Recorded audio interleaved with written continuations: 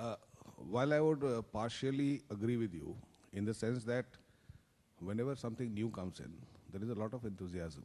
And in that burst of enthusiasm, we often, prudence checks takes a back seat sometimes. But I'd like to address this question in a wider way. And I'd like to do it through a story. So if you'll permit me, I'll take the podium. And I'd like to take you through with a story which I believe is the story of a land which I would not mention.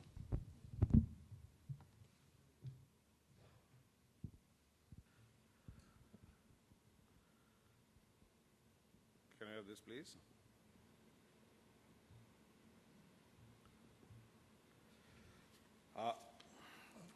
Let's start with this story.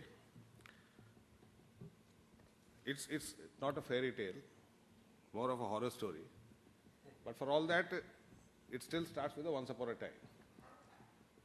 So once upon a time, we had a land of extremely intelligent, analytical beings who prided themselves on their skills of analysis, on their intellectual abilities. And so what did they do? They said that let's devise something which makes all of us work together. So they came to something called an agreement, where each person provides something in exchange for something else to be received. After some time, they realized that this was not enough. So said that these agreements have to be made legally enforceable. So they devised a word called contracts. Because they were analytical beings, they further analyzed as to when they would expect contracts to succeed. Of course, obvious answer is when all parties gain through the execution of contracts. They also tried to work out watertight contracts. But they realized that this was an impossible task. It could never become a reality. Because if a contract fails, the best you can get out of it is a compensation, which was not the aim of the contract in the first place. Then they also analyzed why should contracts fail. As I said, they came to the same conclusion that I did some time ago. Because the balance of convenience and inconvenience is either in favor or against execution of a contract or default in a contract. But more importantly, they realized that it is the perception of an equitable distribution of benefits and risks which ensures viability of a contract. So what is the problem? The problem is that equitable distribution is difficult to define. It's very difficult to define because, first of all, it's based on perception, which will change from time to time, and more importantly, on the given environment. What would be equitable today may not be equitable tomorrow because the rules of the game have changed. And once the rules of the game change, equitable distribution goes for a 6.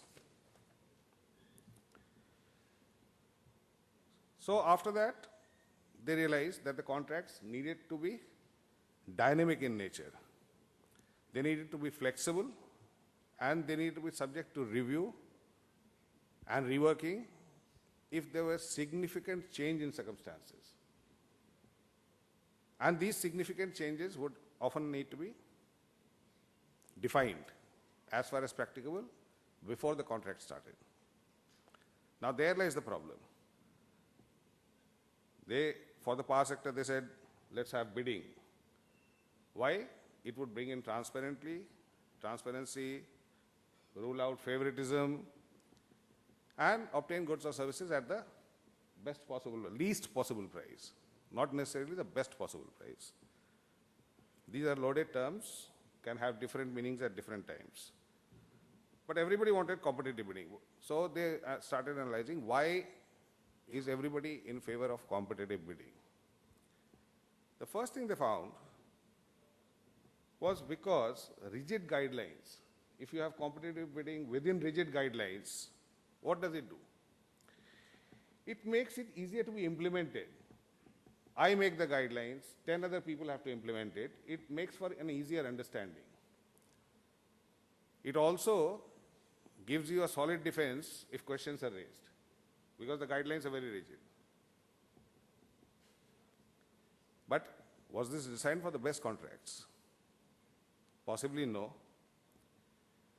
But it, provided the safest and the simplest method of implementing contracts, because it changed a process into a procedure. And procedures are easy to follow. They can be written down. To be fair, it works well for the simpler contracts. For the more complex contracts involving so many other subcontracts, it does not. Why does it not work? Well, because there are holistic relationship in all the factors. Holistic means there are linkages. Each linkage would have a push and pull. And that is where the imbalance is created. We know about case 1, case 2, any fuel, any location, any technology versus specific fuel and specific locations. One thing we have thought about, which they also thought about, they said, so let's put in regulators. These regulators will regulate how things happen. The regulators would not have a direct role in implementation of a contract, but they would be in a position to influence, because after all, they would have to adopt the final result of the bidding. Unfortunately, at that time, the regulators were a little hesitant in taking up measures which are required at the initiation of any activity. You need to be flexible. You need to understand how things are changing. So what were the issues? The issues were price, availability, quality, transportation, etc., etc., etc., and also the avoid discrimination between private, public players, so many other things. Why did this not happen? The regulators, unfortunately, did not live up to the promise which was expected of them. First of all, the stake of the regulators in this development of the sector was a little limited. Number one, the skills possibly had to be transported from other sectors. The cadre which would be focused on this sector had not developed. And of course, there were the external influences. This would create conflict of interest. Past burden, of failures were also mounting. And there was no performance review. So all this led to this Chakravyuha. This Chakravyuha that you see, where each is linked to the other. They don't come sequentially. You have unrealistic tariffs. Therefore, you cannot enforce USO. Therefore, PPAs don't become necessary. If you don't have PPAs, you don't get fuel linkages. If you don't have fuel linkages, you don't have a viable project. And therefore, you don't get the finance. And it goes round and round in circles. So what is required? We expect what is required is an Abhimanyu. But let me caution you that whichever Abhimanyu takes this on is likely to suffer the same fate as the original one. So I leave you with this thought, and thank you for patiently listening. Thanks, Mr. Kumar.